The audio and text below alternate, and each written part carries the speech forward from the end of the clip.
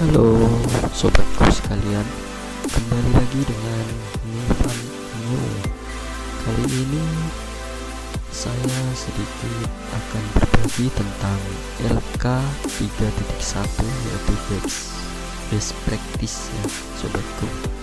Namun sebelumnya beberapa hari ini saya masih lemah atau sakit, jadi fansku, saya mohon maaf pada sobat sekalian, beberapa hari tidak ada kontennya. Nah, sebelum saya masuk ke best practice, terlebih dahulu saya sampaikan pada sobatku YouTuber semuanya bahwa marilah kita saling tonton video minimal 3 video secara full. Kemudian jangan lupa like, komen, dan baru tekan tombol subscribe-nya supaya Anda menjadi subscribe permanennya sobat. Dan jangan khawatir, nantinya pasti Nivan New akan mengunjungi balik dengan jeda waktu 1-2 hari ke depan. Demikian, mari kita simak ulasan dari LK 3.1 ya sobatku sekalian tentang best practice. Cus sekalian, ya halo sobat sekalian. Kali ini langsung saja kita bahas pada LK 3.1 menyusun best practice ya. Nah, untuk menyusun cerita best practice ini, praktik baik ini menggunakan metode STAR. STAR ini yaitu situasi, tantangan, aksi, refleksi, hasil, dan dampak. Nah, terkait pengalaman mengatasi permasalahan siswa dalam pembelajaran, ini berikut ini contoh yang saya punya ya sobatku sekalian. Mungkin bisa dijadikan referensi untuk para peserta atau para mahasiswa. Ya, yang pertama lokasi.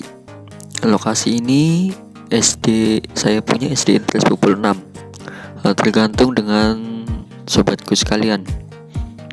Kemudian lingkup pendidikan sekolah dasar. Tujuan yang ingin dicapai meningkatkan motivasi belajar siswa. Penulis nama Bapak Ibu sekalian, teman-teman sekalian. Kemudian tanggal, ini tanggal menuliskan best practice ini. Kemudian yang pertama ada situasi. Di sini situasi ada kondisi yang menjadi latar belakang masalah ya. Kemudian mengapa praktik ini penting untuk dibagikan, dan apa yang menjadi peran dan tanggung jawab Anda dalam praktik ini. Ya, kita bahas satu persatu dari situasi ini. Yang pertama, kondisi yang menjadi latar belakang masalah. Nah, kondisi yang menjadi latar belakang masalah ini kalau saya bisa diambil dari LK 1.1 ya, kembali ke awal. Nah, kondisi yang menjadi latar belakang itu, satu, pembelajaran masih monoton sehingga siswa cenderung bosan. Kedua, guru jarang menggunakan model pembelajaran inovatif. Nah, ini bisa diambil dari LK 1.1 ya sobatku sekalian. Nah, kemudian dari poin di atas itu dapat disimpulkan bahwa selama ini guru terlihat mengalami kesulitan dalam menyajikan materi dengan kreatif, inovatif, menarik, dan menyenangkan. Nah, dan seterusnya seperti itu dijabarkan lagi dari poin-poin di atas itu. Kemudian selanjutnya, mengapa praktik ini penting untuk dibagikan? Nah, ini jawaban saya. Praktik pembelajaran ini menurut saya sangat penting untuk dibagikan karena saya yakin dan percaya pada kenyataan di lapangan masih banyak rekan guru yang mengalami permasalahan yang sama dengan masalah yang saya hadapi gitu ya. Kemudian sebagai guru yang melaksanakan tugas mendidik dan mengajar mempunyai tanggung jawab supaya pembelajaran tidak monoton ya. Tentunya supaya berpusat pada siswa. Nah, itu tadi masalah menjadi tanggung jawab ya. Tanggung jawab ini itu tadi yang tanggung jawab ya teman-teman sobat.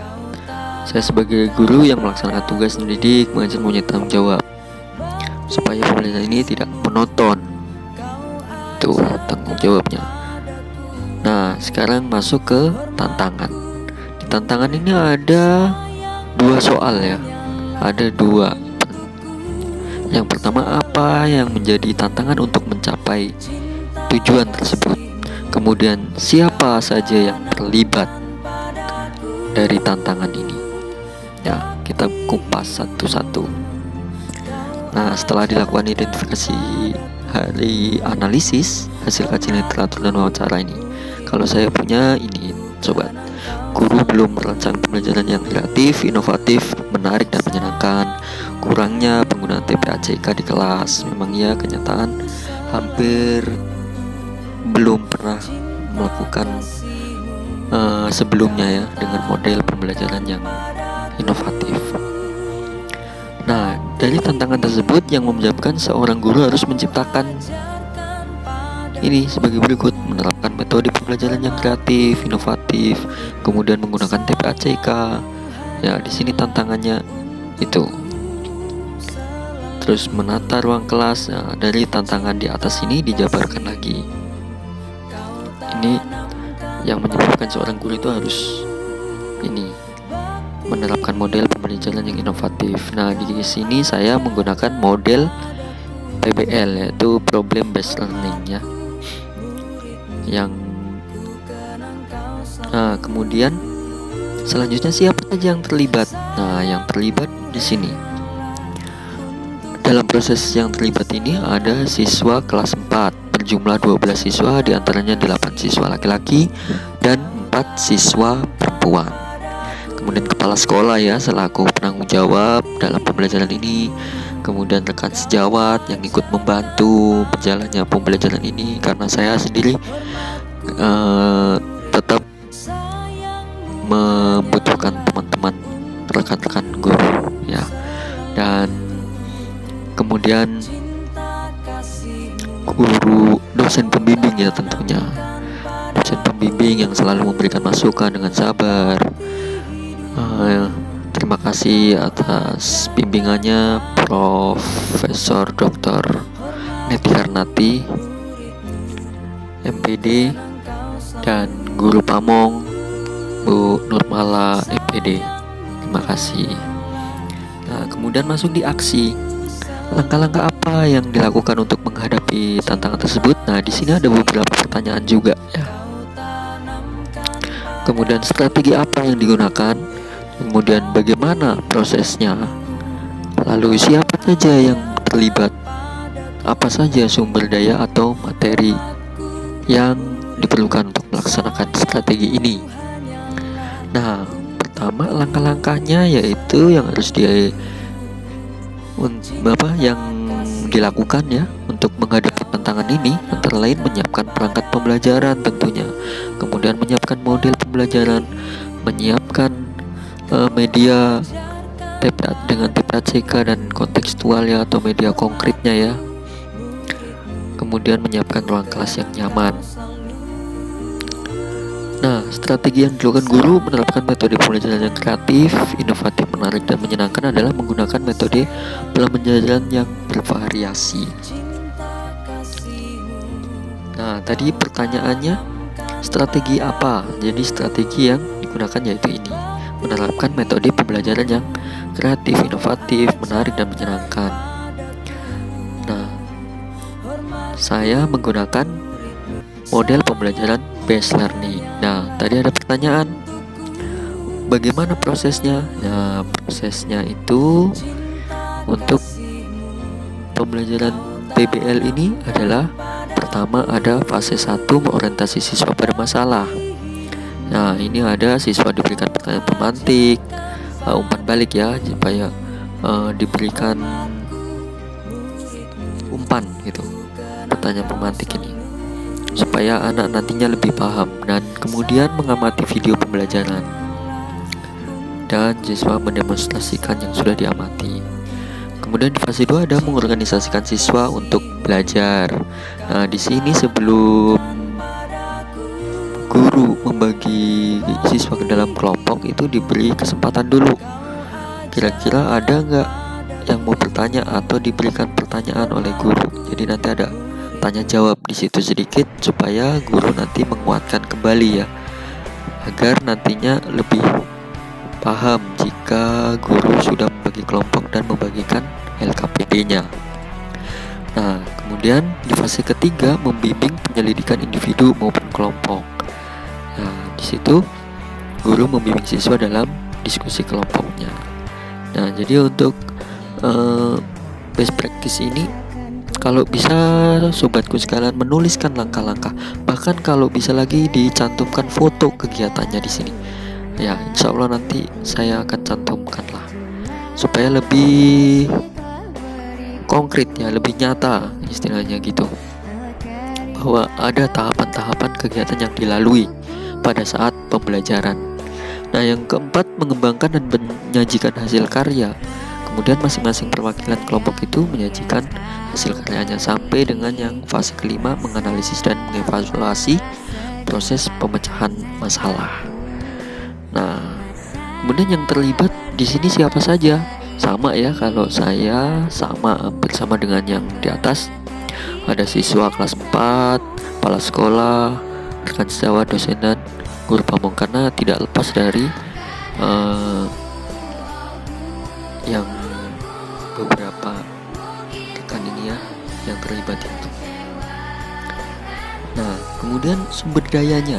Nah, sumber daya atau materi yang diperlukan untuk melaksanakan strategi ini adalah pemahaman, kemampuan, dan keterampilan guru terkait variasi, inovasi ya, kemudian modelnya pembelajaran, metode pembelajarannya itu bagaimana.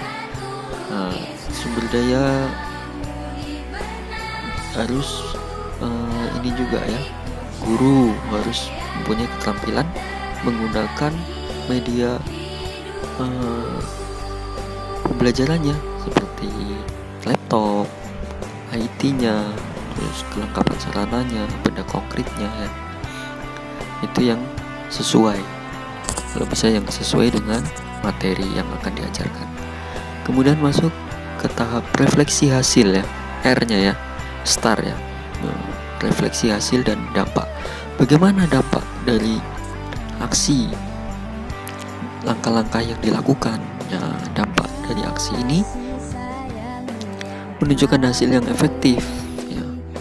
Kalau saya efektif ya, penerapan metode pembelajaran yang bervariasi seperti tanya jawab, diskusi kelompok ya, itu ada di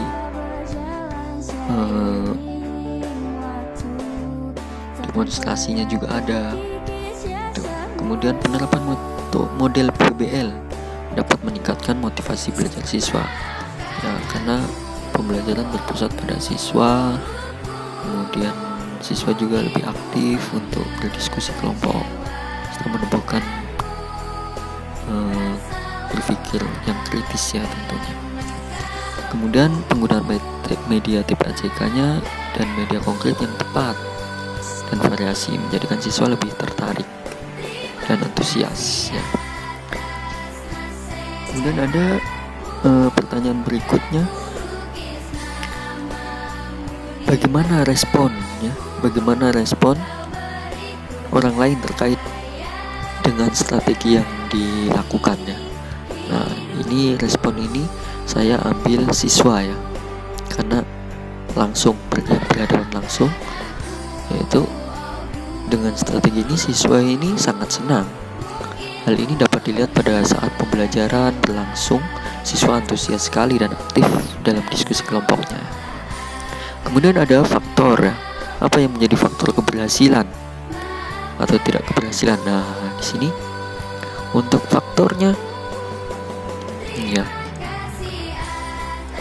sangat ditentukan oleh kemampuan dan keterampilan guru ya.